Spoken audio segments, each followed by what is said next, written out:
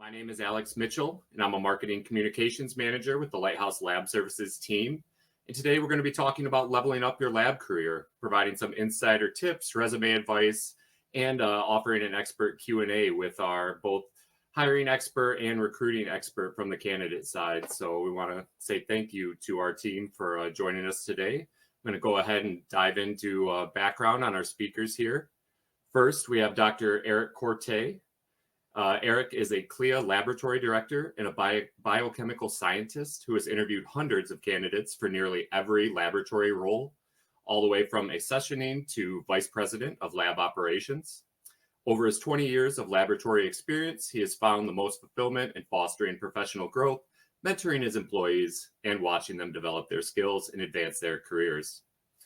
So Eric will be speaking more from the hiring side. So if you have any questions in particular with what a hiring manager might be looking for, feel free to start loading those questions into the chat. We're going to do about 20 minutes up front of some of our expert guidance and then dive into that Q&A on the back end. And then talking from the recruiting side, the candidate portion, we have Laura King, our senior recruiting executive with our recruiting team. Laura is passionate about helping people in organizations succeed, whether it's her clients, family, community, or colleagues.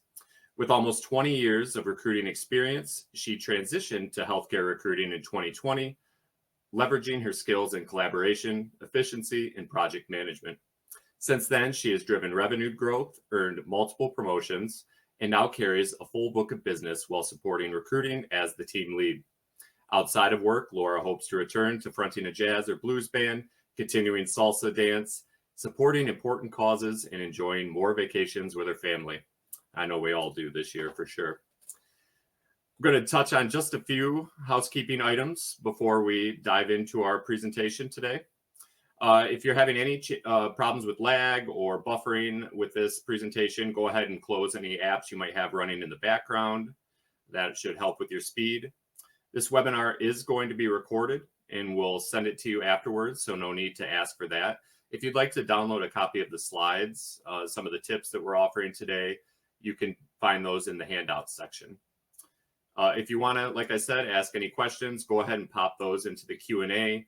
You'll see that next to the chat box. It's a lot easier for us if you put those in Q&A. We can see them, sort them, and have them ready for that section at the end. And we have a couple polls that we will run during the webinar. These are completely optional, but if you'd like to let us know a little bit more about what we're asking about, feel free to respond to those. Then just quickly, I'd like to tell you a little bit about how we offer these free events each month. We do offer full recruiting and staffing services. It's a specialty of Lighthouse. Our recruiting team is exclusively in the medical laboratory industry, filling permanent and travel positions for all roles in labs across the country. We have industry-leading retention, which typically makes us our client's first and last choice. And an attractive aspect of our recruiting agreements is that we offer risk-free recruiting and staffing with a 90-day guarantee on any candidates we place. In addition to assisting laboratories with helping place candidates, we also help candidates find new roles and land new jobs. So please, if you're a candidate who would like to work with us, don't hesitate to reach out to us. One issue in particular that we've been receiving a lot of requests for is in light of CMS updates to laboratory director requirements for moderate complexity labs that took effect at the end of last year. A lot of labs have been working to find new laboratory directors or come into compliance with those requirements. If you need any assistance with that or updating your qualifications, please use that button there and you can reach out to us and we'll follow up with you after the webinar. And with that, I'm going to go ahead and turn things over to Dr. Corte. Thanks, Alex. All right, so to get us started here, just in general, why do candidates seek new roles? There are 10 different reasons for each person who is job hunting. Considering why other people are looking for new roles may help you determine if you should be looking for a new role yourself, or if you're content where you are. There's nothing wrong with being content where you are. It's a good thing. It's a good sign that you like your job, you like the field. But looking and considering why other people are, potentially job hunting can be beneficial because it can show you areas of growth, professional growth for yourself, ways you could improve. And even if it's not improve in a different job, you could improve yourself for how you perform your own job at your current place of employment. You'll be better for yourself, better for your employer, better for your patients. So growth, especially professional growth, is always a good thing, and never stop looking for ways to improve yourself. So specific reasons, we've listed breaking into the field. So if you're a brand new graduate out of school, obviously you're going to want to be job hunting then. But in addition to that, there's also people who maybe they've worked in a research lab for decades and they want to try out the clinical side. Maybe you've been out of the job market for a while and you want to come back in. That's kind of treating things like a new job, breaking back into the field. Maybe the present role isn't properly fulfilling your goals, or you have some sort of issue there with culture, pay, or limited advancement. Maybe you can't stand that Eric guy that's your boss. There are infinite reasons. These reasons are personal. You don't have to justify them to anybody. Just justify them to yourself. If you feel like you want to leave, or if you need to explore other options, then do it. You don't necessarily need to convince your partner that you need to leave. You can look on your own. So see what works.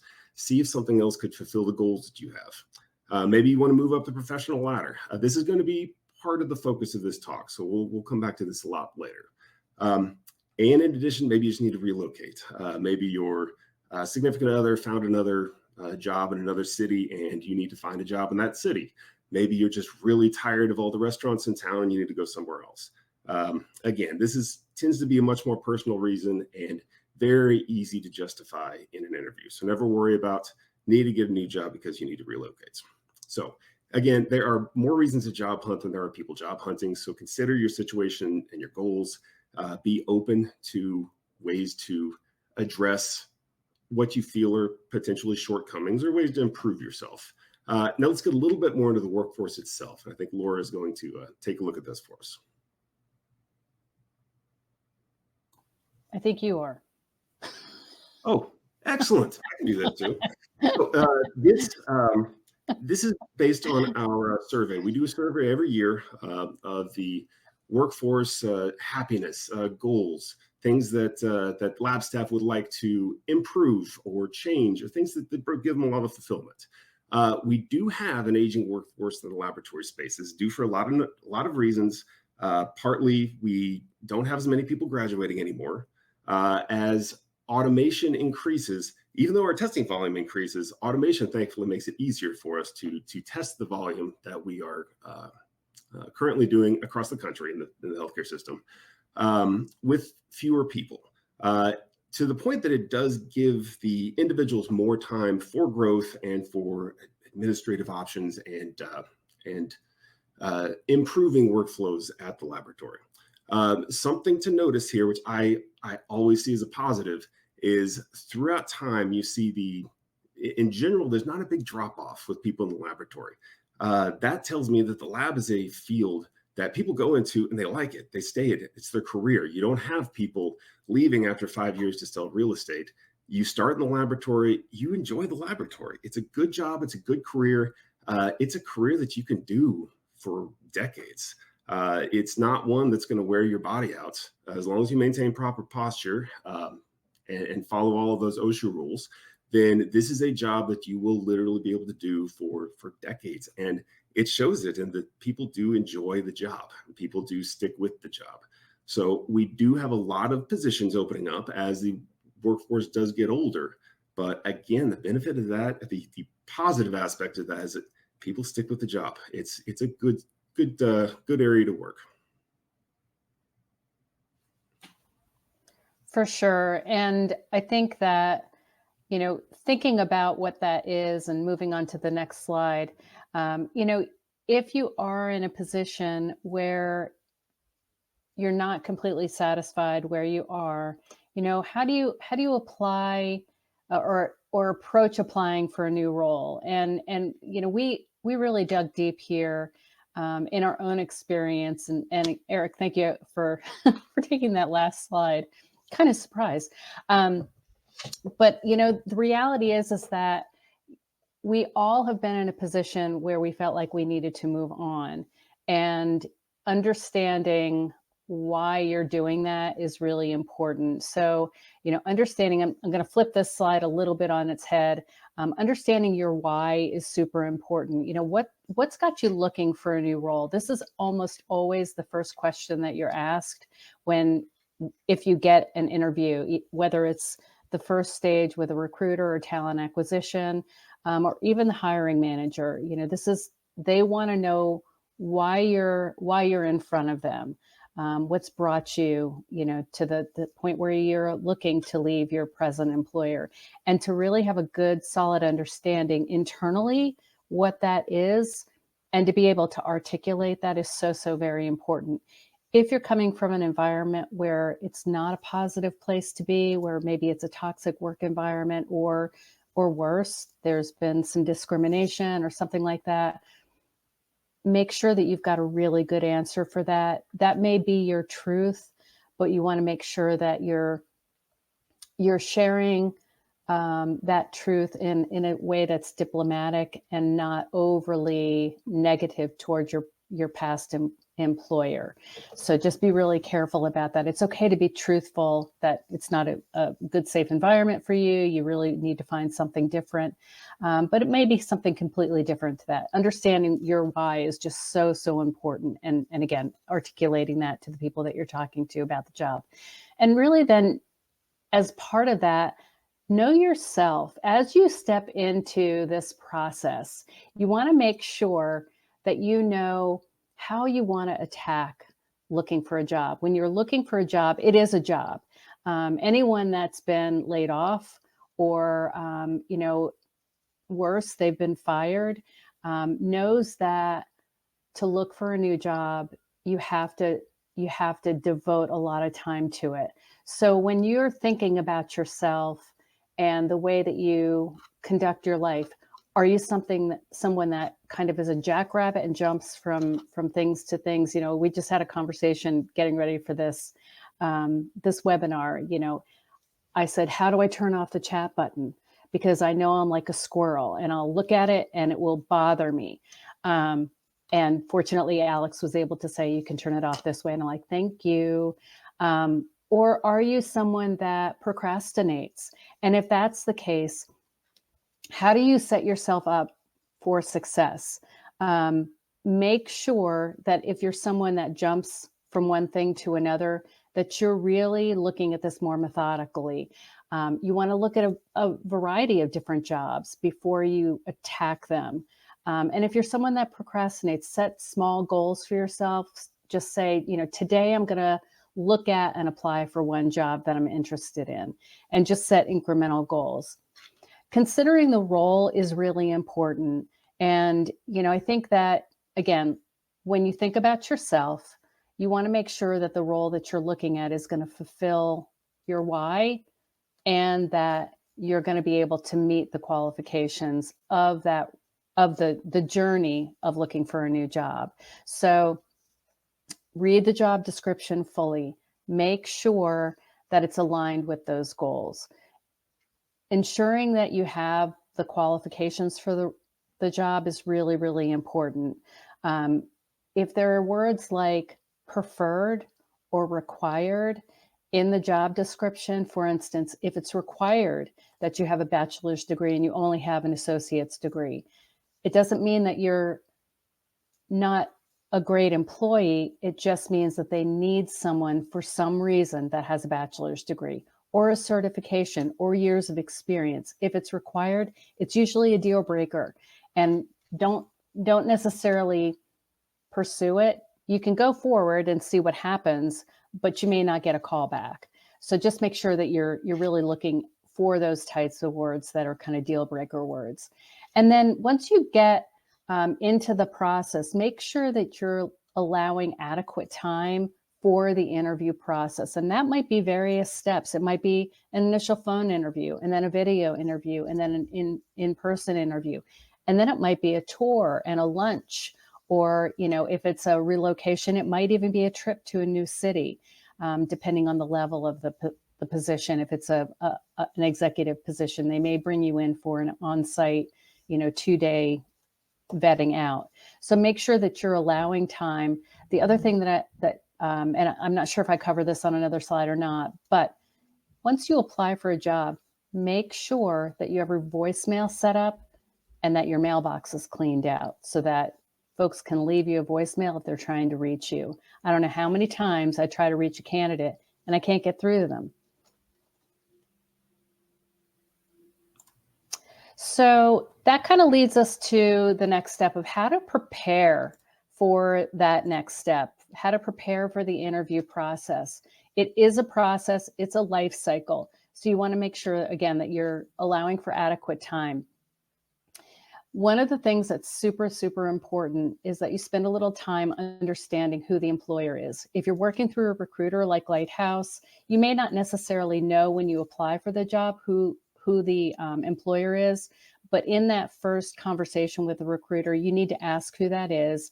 And typically they're able to share. If they're not able to share, there's a reason behind that, and that information will come. But if you know, take some time to do some research on that employer. And that includes looking at their website. If you know folks that work for that employer, talk to them and find out what the environment looks like or the culture looks like or feels like. Maybe even do a little bit of research on things like Glassdoor, taking a little of that with a grain of salt. A lot of times Glassdoor is just used as a complaining platform. So you just want to really make sure that you're getting a well-rounded view of what that employer looks like. When you're in the interview process and you're going for your on-site interview, make sure you're leaving adequate time for commute, traffic, and make sure that you're able to get there between 15 and 30 minutes before that interview starts. Even if it means you sit in your car and doom scroll on your device, make sure you get there early. It's super duper important because showing up late is really not a good look.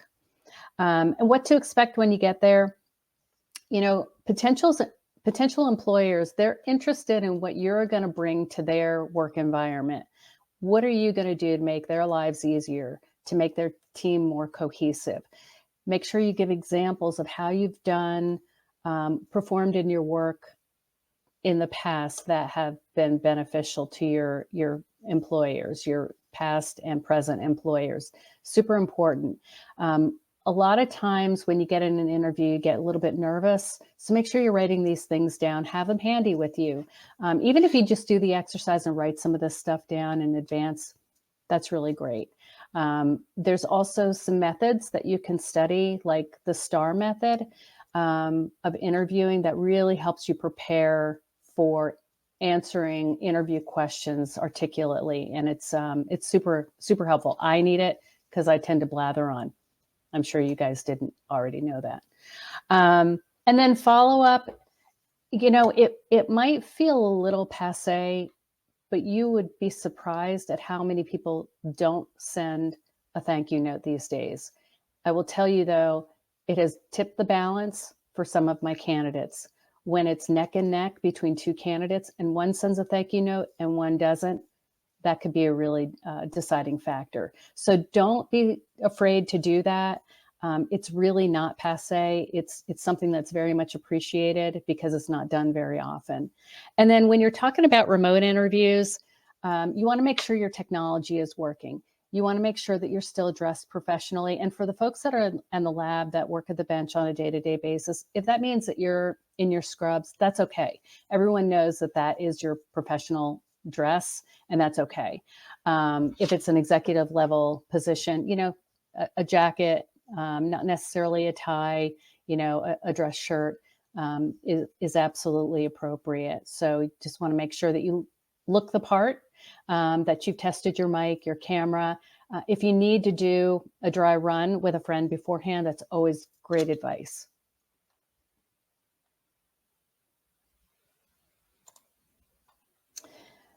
So we're talking about real quick, Laura. Sorry, I think we both clicked. We're back on salary and benefits here. Awesome. I'm going to continue on. This is still my bailiwick, and then we're going to toss it back over to Eric to start talking about resumes. So salary and benefits, negotiating your next opportunity. The very first thing that you want to do is make sure that you know upfront and are very clear with either your recruiter or with the hiring manager what you will or will not take in order to move from your present employer, or if it's a new job, if you're out of college, or if you found yourself on the other side of a layoff or something like that.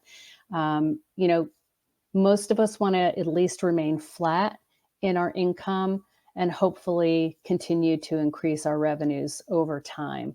So make sure that you're really clear about what that looks like, and make sure that you understand what your region pays. You don't want to be asking for something that is clearly out of bounds for the area that you live or that you're planning to live. So being clear about what you want and need from the very, very beginning, and not necessarily taking no for an answer if it's within the bounds of the job itself. When you get that initial verbal offer, it is really important to think about it, discuss it with the people in your life that will be affected, your sphere of influence. If you're working with a recruiter, it is very common that we sit down together and unpack it and see if there's a way to improve that initial offer. It is very commonplace to go back with a counter offer. Don't be afraid to do that. We definitely want to make sure that everyone in this negotiation process is happy, because if you're going to move jobs, you want to make sure that you're doing it for a good reason. And then definitely relocation. I think that folks minimize the cost of relocating. We spent a good deal of time as a recruiting team last year really looking into the cost, because we had folks that were interested in relocating, and then when it came down to it, they really didn't have the funds to do it, and so they ended up having to decline offers once they had gotten all the way through the interview process. So make sure you understand what that's going to cost, and make sure you're prepared for it. It's the other thing that I definitely want to touch on is understand the cost of living between your present city and the new city, and make sure you're taking that into account. I think that turns us into, well, there we go. I'm sorry, Alex, we both keep clicking. You're fine. I'm just trying to preload it there a little bit. All good here. Yep. Okay. Well, I think Kara's going to start from a manager's perspective, what we like to see. Yes. Laura, thank you so much. That was a great rundown of what to expect from the applicant side. Just a couple things that I wanted to highlight there that I really liked that you said. First off, make sure that you're qualified for the role. Nothing is worse than sitting down for an interview and finding that the person doesn't have the clinical experience they need to be a general supervisor. Research the role, research the location, what you're going to be doing. If this is a Pennsylvania lab, make sure you know how many years of experience you need in Pennsylvania to become a general supervisor. It's a great sign when people come in to an interview and say, in Pennsylvania, this is what's required. So this is what I am able to offer. So I clearly qualify for the role. That makes me feel great. They understand the regulatory aspect of it. And that's always a positive to be able to fill a little time in the interview with showing your chops, showing that you will be able to do the job. That's a great point. I wish more people did that, honestly. Yeah. Make sure you can explain your reasons for leaving. And as you said, try to avoid negativity if you can. Saying I couldn't work with Karen it might be true, but it's a bad sign in an interview. Say something along the lines of, I approach things differently than my manager, and we did work effectively together, but I think it's time for me to explore other options. We can read between the lines and know how you feel about Karen, but it shows that you didn't let it overwhelm you. You worked with it, you still took this opportunity and made it into something effective. So really try to avoid negativity, even if it truly is negative. Now, on the actual specific resumes. I see a lot of resumes, and I know there are specific aspects that different people will say are required. I have never found a resume that I just strongly didn't like. As long as it has the information I'm looking for, then I'm happy. I can scroll through 1 page or 10 pages and still get the relevant information out of it. I want to know your skills, your experience, where you worked. I need to know the timeline, like where you worked at this job versus this one with specific months. You don't need to say the day you left. If you had 30 days that you weren't that you were between labs, first off, congratulations. That's a good thing. Take a little bit of time off, but don't feel that that is a negative. If you have a 6 month or a 12-month area where there's a break in your employment, I probably wouldn't ask about that as an interviewer. But if you bring it up, I'll still have the question in my head. So if you bring it up and say, well, I was relocating, we had to find childcare in this amount of time, because we've all been there. Explaining any gaps is good. If you have a 6-year time gap in your employment, that is something I might ask about. But short ones, I'll have the question in my head, but I probably won't ask it. It makes me feel a lot better if you would bring that up yourself in the interview. So explain your resume. I want to know specifically what you did at all of these locations. So was there a clear role that you fulfilled? Were you testing personnel, general supervisor, technical supervisor? List that specifically. Again, the instruments are very key, especially like in toxicology. There's a big difference between Shimatsu and Cyax and Waters and Agilent. So if you are very fluent with Shimatsu and Cyax, and we're going to be running Cyax at the lab, then that is a big leg up for you. Same thing with analyzers, manufacturers themselves. Make sure you explain if you worked with Roche, if you work with Siemens. But if you do list, I work with Roche instruments, make sure you can go into a little bit of technical detail on which Roche instruments that you've worked with. Show that you weren't just putting samples into it, that you understand how they work, that you understand a little bit of the intricacies of it. This instrument has this little flaw and has a problem that you need to watch out for. This one takes a really long time to run QCs for some reason. Those kind of details are gold for me in an interview. Even if it's not with a piece of instrumentation that we're going to be using in the lab, it shows the technical prowess and the attention to detail that you put into previous positions. So make sure not only you look up the lab and the specific regulations for the new job, but review your own CV, your own history, what you've done at all of your previous labs. And in particular, if there's anything that applies to the new job, then absolutely focus on that and bring it out and emphasize it. I also want to know what kind of testing was done. So is it a high complexity lab, moderate, waived, and also if you did clinical testing or if you were just administrative, because we're trying to count number of years or experience to be at a certain level. We need to know if you were doing clinical testing or not, if it was a research lab or not. So make sure you come in with those details, and they're normally very easy to pepper into your resume. You can be bold. You can have headers. You can have colorful, flowery colors, whatever you like. It doesn't distract me at all. It may distract some, but I don't mind it. Just make sure that the information is in there. Well, that's a great segue into layout. So while Eric doesn't mind seeing all that stuff in an interview, I'll tell you what does. An application tracking system, which is how most resumes come into the fold, whether it's going into a talent acquisition team at a major hospital center or hospital system, or whether it's coming into a recruiter system like ours. They don't like extra flourish, the systems themselves, and it'll chew up your resume.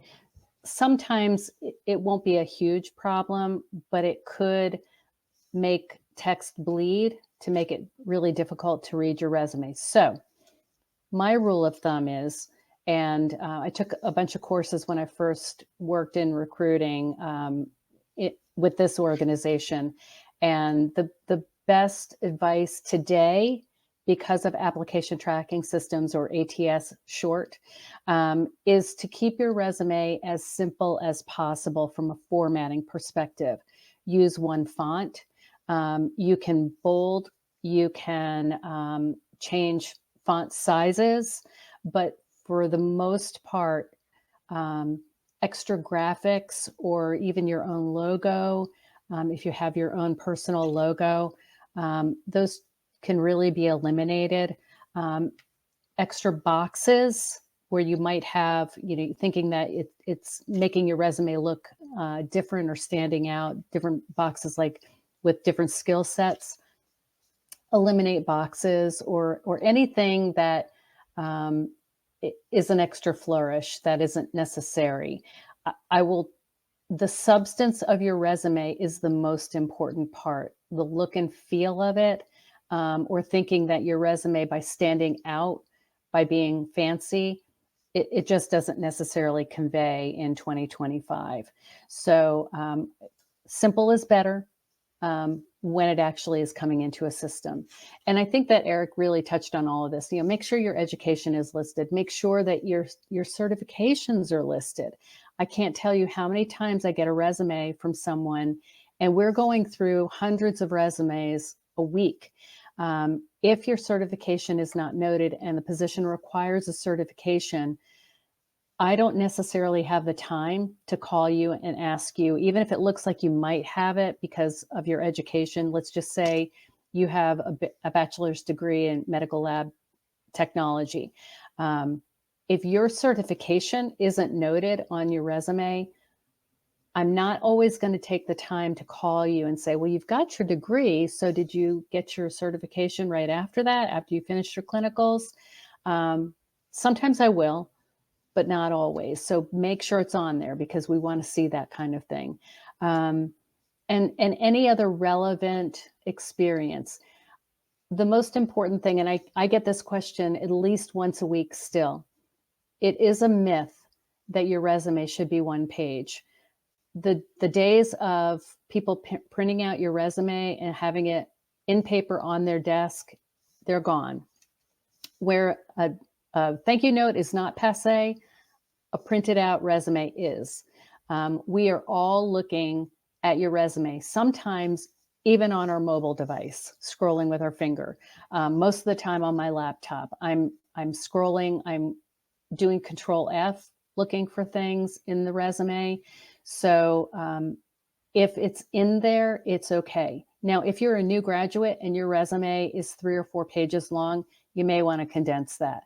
But if you've got 20 years in the field, if your resume is 3 to 5 pages long, I'm really not super surprised by that. I just want to see where your level of expertise is. So that one pager is just not a thing anymore. So don't worry too much about that.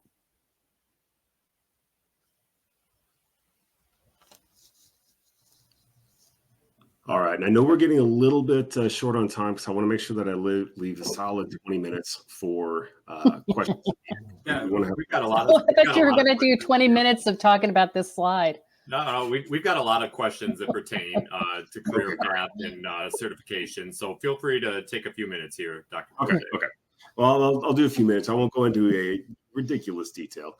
Just know that there are so many different things that we could be covering here. There's absolutely no way to cover all the professional growth and possible certifications in a single slide. I hope I don't offend anyone by leaving certain certifications off or talking about things in a certain way. I'm going to give my own personal biases on how I see growth and opportunities at each level. But for every single example I give you, I guarantee you will be able to find a counterpoint somewhere. It just drives home the point of how much opportunity and freedom there is in the lab space when it comes to defining your own career path, your own professional growth, and the opportunities that are present in the near and distant future for you. So starting out, just looking at this in general, the most obvious way to break down career development is looking at your degree. Going from an associate to a bachelor's to a master's degree, a doctorate, passing one of the many different boards to potentially become a laboratory director. At every single level, you add new skills, you add new potential responsibilities, and completely new career tracks, possibly. So we're going to start out.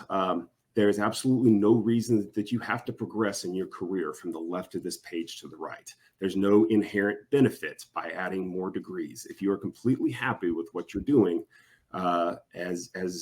with your associate's degree, if it's fulfilling your needs and your roles, then continue doing that. That is absolutely what you should be doing. We are working to enjoy our lives. We're not working to gain more letters behind our name. But if we're just looking at opportunities or things to consider for growth, so you start out, say you have an associate's degree. In general, if I was going to generalize, it tends to be more routine testing. You don't have as much responsibility. You can always think about a certification like becoming an MLT. An MLT is a specific certification that shows that you've had certain lab training, and it can help open up certain doors. If you do want to go from an associate's degree to a bachelor's, there are, you could take night classes, you could take a year off. There are ways to further that, depending on your current situation. It can open the door to more complex tests, added responsibility, some limited laboratory management, some leadership potential. And I say some, I probably shouldn't emphasize the some so much, because you can become certified as a med tech. And honestly, from my own personal biases, a med tech with large hospital experience is worth their weight in gold. The skills that they've developed, the benefit that they can provide the laboratory, that is the exact type of employee that I'm looking for a lot of different roles. And I tend to jump at that certification. But there are a lot of other things that you can do. There are a lot of ways you can be successful. But personally, a med tech with big hospital experience just looks great to me on paper. If you want to go from a bachelor's to a master's degree, there are, in my mind, 3 different tracks that you could go down. You can get a basic science master's, which is one of my degrees. I made me near and dear to my heart. It can open up certain areas of testing. You can get certain specialty certifications. This is where, if you're really into histology, you can become a histotech normally at the master's level. This is a good way to set yourself apart and break out. This will definitely get you more into the management administrative side if you are interested in that. There's also like a master's of health administration or an MBA. Very different roles. And again, generalizing here, but with an MHA, you tend to go more towards, you're going to be more patient focused or clinically focused. You're going to be doing things involving the operation itself. But again, it's going to be more clinically or patient focused. In general, if you get an MBA, you can still be working for the healthcare administration, but you tend to be more public focused or payer focused. It's not, you're both MHA and MBA tend to take a big step away from the laboratory and the bench. But the MHA, although you're not at the bench, you can still be very involved in the laboratory, whereas the MBA, you tend to be further away. However, again, I got to throw out my own exceptions here, because I know plenty of MBAs that are lab owners that become lab directors. The MBAs who are, MBA, PhD lab directors, they are great because they can develop the business. I mean, they have skills that normal laboratory directors don't. So there are lots of different ways that you can grow, especially at this level. Once you get up to the doctorate level, this is going to be several years of additional school, regardless of the route that you end up choosing. I went the PhD route. I did a research doctorate, and then on top of that, I did a postdoctoral fellowship in clinical chemistry. MDs, DOs, podiatrists, DCLS, whatever the degree is, they tend to not, aside from DCLS, you tend to not come out of school with a large amount of clinical experience. Even though you know the laboratory inside and out, you know the research laboratory, at least with my program. I didn't know the clinical side. The postdoctoral fellowships are great. This is where you can really specialize into whatever really interests you. I liked clinical chemistry from American Board of Clinical Chemistry. For me personally, it's just great general education. But if you're interested in transplant medicine, you could become an HLA lab director, which is interesting and critical. It sometimes makes it difficult because you're on call essentially all the time. You never know when you're going to come out to have to go in and type an organ. But it's a great profession and it's very interesting. You could do blood bank, molecular genetics, tox, forensics specifically, which involves a lot of tox, but has a lot more than just toxicology. There are even fellowship programs in bioinformatics and big data. I mean, we produce so much data in the laboratory. Having good laboratory focused people who can apply their laboratory background to informatics can be very useful. If you want to be a laboratory director, that's when you need to throw in specific credentialing. So again, I went with ABCC. There's also ABB is great, NRCC, specifically ASCP for genetics. ASCP tends to be more master's level certifications for the bachelor's level, but they are great in genetics. They have some really good genetic training that occurs. APB, ASHI, if you're going to be doing HLA or transplants. It's a long road, and so there's never a time you're never too old to try it. I mean, I was non-traditional. I definitely started into graduate school later. And you're never too young to start considering this. So just because you are, it's your first year out of college and you're working at your first med tech job, that doesn't mean to say that you shouldn't be thinking about, well, what could be the next step? The next step might be 10 or 15 years down the road, but start laying the groundwork for it. Trust in the people, trust in the management of your laboratory. I take a lot of pride in professional development, and I love seeing where my technicians end up going. I like when they get hired for jobs, when they become lab directors themselves. It gives me a lot of pride, and I feel good about that. So give your administrators the opportunity to mentor you. Tell them what your goals are. Say, I would love to be doing X in 2, 3, 4 years. Even if it is very clear that means they're going to be leaving the position, a good lab director, a good manager will support that, try and build them in. And honestly, I greatly appreciate it when somebody comes and tells me, hey, my 2-year plan is to be working at another job in 2 years. I want to be doing this. I want to get my master's degree and go work for a big healthcare organization. The great thing about that is that now I can plan for it. I know that I have 2 years with this person where I can benefit them, but at the same time, I also have people under them where I can start building them up so that the transition isn't as rough. And there's nothing better for me as a laboratory director than to interview a possible new employee who is sitting at their current job.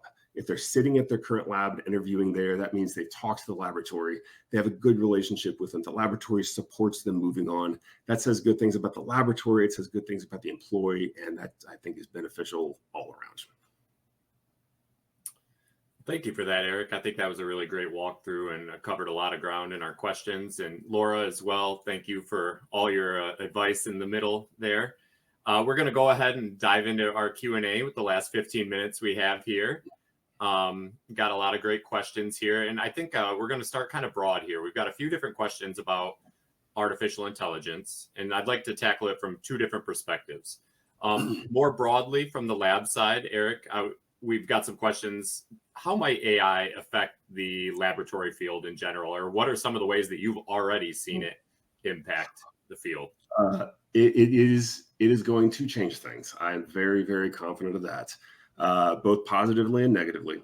My advice as far as that goes, get yourself a ChatGPT account and use it every single day. It is very beneficial to me when it comes to writing, when it comes to certain parts of data analytics. Even research is easier to start there. I treat AI like I treat Wikipedia. Wikipedia is a great resource. It's a great first resource. You don't want it to be your last resource, but it's a great place to start, get general information and hopefully references that then you get back into the primary literature. Whatever you're doing, use AI again, I'm biased towards ChatGPT, but use it every day and see how you can integrate it so that you can work with it instead of being replaced by it. What's the world going to be like in 20 years? I don't know. Hopefully not as dark as some people envision, but I hope that we can keep pushing to make it a net positive instead of a negative. Thanks, Eric. And then Laura, from the resume side specifically, how can you craft a resume that might be reviewed by AI and then stand out specifically for that? Whether or not you have experience with AI, finding it. I guess just how can we account for that? Yeah, I think that, there's definitely settings inside our ATS that allow us to do keyword searching. So absolutely inside your resume, even if you use, for instance, ChatGPT, I never get it right. If you use AI to help you format your resume or condense it so that it reads really well for you. Another thing that you can do in AI is to just, pop in your profession and ask it to give you some keywords that you can pop into your resume. Because when we do a search for candidates inside our system internally in our very vast database after 21 plus years, we'll search for things like MLS ASCP or, certifying scientist or other keywords, medical lab technologist, medical lab technician, blood bank. Those are things that we're going to be looking for inside individual resumes, and then we'll get a list of candidates that we can look for. If you're not seeing those keywords already in your resume, again, use AI and ask it to search for or reformat your resume with some keywords that might stand out. Yeah, drop your resume into ChatGPT and say, summarize this resume in 2 sentences or 2 paragraphs, and see what it comes up with. Great insights. Staying on the resume topic, can we talk a little bit about how skills are considered on a resume? Someone's asking, it seems like they're always recommended on resume templates, but do they really matter? And are they cliche or redundant? So we're talking about things here like, I've got perfect attention to detail, communication, multitasking. Are those things that are relevant anymore?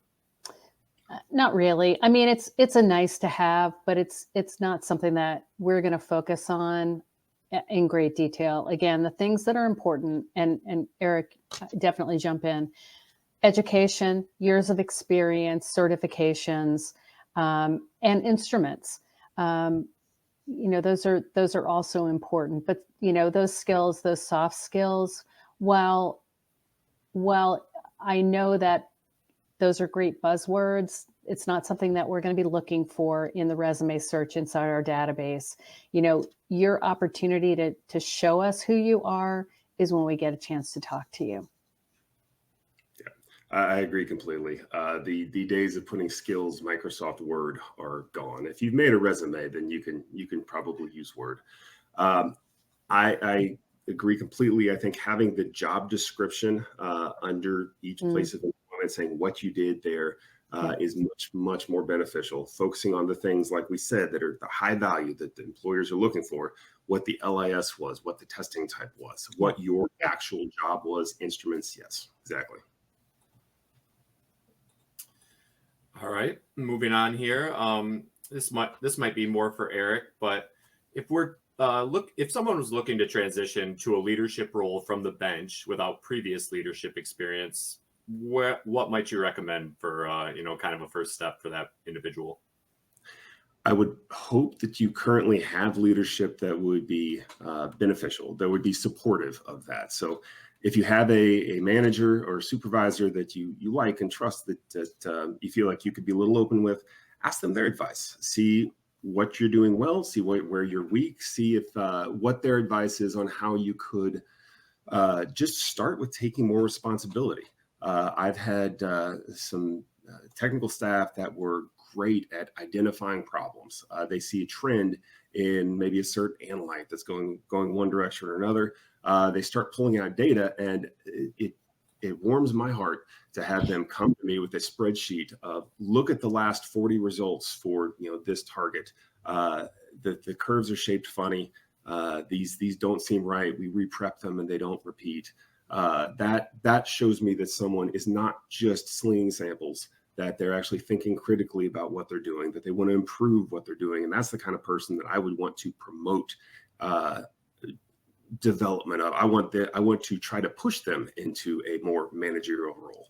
So if you feel comfortable talking to your supervisor, I hope you do, then just be open with them, talk to them about that. If not, you can use some other ways. Find problems, find areas that you think you could do a little side project, something to improve or improve the workflow, or identify a weakness and at least collect data on it. And bring that to the supervisor. Maybe that's what gets the conversation started.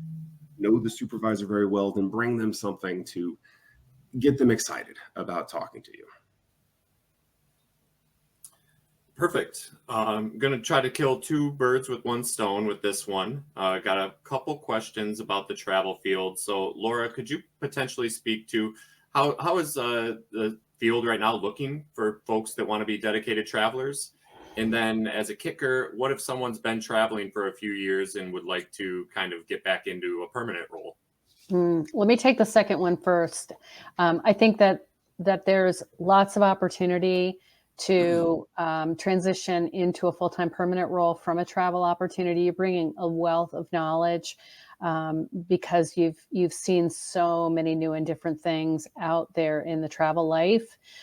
So I would highly encourage you to do that. I think that the hard part is knowing where you want to land. If you're open to anywhere in the United States that you want to lay down roots, then the field is completely open to you. There's plenty of jobs out there, especially in healthcare systems, even in independent reference labs for your skill set potentially.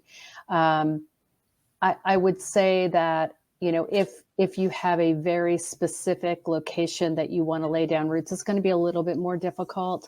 If you can open that up to a region, that'll make it easier for you to get settled in somewhere. As far as what the climate looks like today for someone that wants to get into the travel field, I would say that, if you had asked me that question 2 to 3 years ago, I would have given you a very different answer. Back then, more employers were looking to hire travelers than they are today. And more folks were interested in traveling than they are today. So I think there's still a lot of value in the travel life. You really need to understand what the pros and cons are, and we can certainly take that question offline. We can help with some of that. There are opportunities; they're just not as vast as they were. I would say that if you don't have certification in your field, that would probably be a good idea, because most of the clients that we work with are going to require some sort of certification in order to consider you for a travel engagement. Thanks, Laura. We got a lot of questions, and we get this question a lot, and I think this would be great if we could touch on it just in sort of a broad sense. But say someone's an international candidate and they'd love to come and work in the U.S. What is the general pathway, or how should they even get started? What should they be looking for, certifications to obtain? I'm happy to take that, at least on face value. That's a really tricky one. Honestly, I think that you should, if you can, because we're not experts. We don't work a lot in the our recruiting business with a lot of international folks, and that is at the bequest of our clients because they're not able to sponsor or aren't willing to sponsor. I think that the best advice would be either to get a great immigration attorney or really delve into what the immigration and the process is for gaining employment in the U.S. And honestly, I'm not sure that I'd be good at giving good advice there. No, that's okay. We've got a lot of international professionals on our call today, and the Sure. question is coming up, and certainly I want to address that and let everyone know that it's not necessarily our wheelhouse. Yeah. Like Laura said, there may sometimes be the rare opportunity that we can connect you with, but it's certainly not our specialty. So, but thank you, Laura, for speaking to that. Maybe in the future, I would love to see that. I'd love to see that we were able to work more with international candidates for U.S. jobs. Absolutely. Another quick one here on naming conventions. A lot of medical lab professional societies collaborated and on board certifications, standardization. I'm sorry, I couldn't get that out of my mouth. Of the name for medical laboratory scientists, MLS specifically. Are we seeing that HR departments are using that terminology, kind of becoming more standard across the board? I find it's regional. It's CLS if you're in California. It's MLS pretty much everywhere else. If you're talking about certifications, the MT is now the MLS for ASCP certification. MLT is MLT. We try to follow along with what the current words and acronyms are. But we'll ask you if we're not sure what your certification is. Maybe that answers, or maybe it doesn't answer the question. No, I think in general, there's still a lot of variety. Still a lot of variety. An accepted standard be adopted across the board. And then once you get to the interview, that'll come across on your resume. It'll come across in your experience. It's something to make sure you do get correct to get yourself in the door. But once you are sitting down with a laboratory director or hiring manager, then I feel like it'll be less of an issue at that point. Yeah. Okay. One final question here on ATS platforms specifically, Laura. Whether or not we want to speak about what Lighthouse uses in particular, is there any guidance you can offer? Someone has asked, does ours work best with just a Word document template, or is there some sort of magic template that is the silver bullet? Yeah, there's not a magic template. Again, keep your resume as simple as you can. One font or maybe two fonts at most. Just keep the flourish down to a minimum. Bold your name, bold your headings, and just make it as easy to read as possible. If when you look at your own resume, and I know it's hard because I've told this story a number of times. When I was looking for a job a number of years ago, I didn't even realize that I had some typos until someone else looked at it, and I'm in the business. So it's really hard to proof your own work, but have somebody else look at it, a trusted advisor, a loved one, even maybe, a recruiter, and be open to their honest feedback, even if you spent hours and hours on making it look really pretty. Thanks. And I will say this, if you have a community college nearby, oftentimes they have resume writing opportunities and they're free.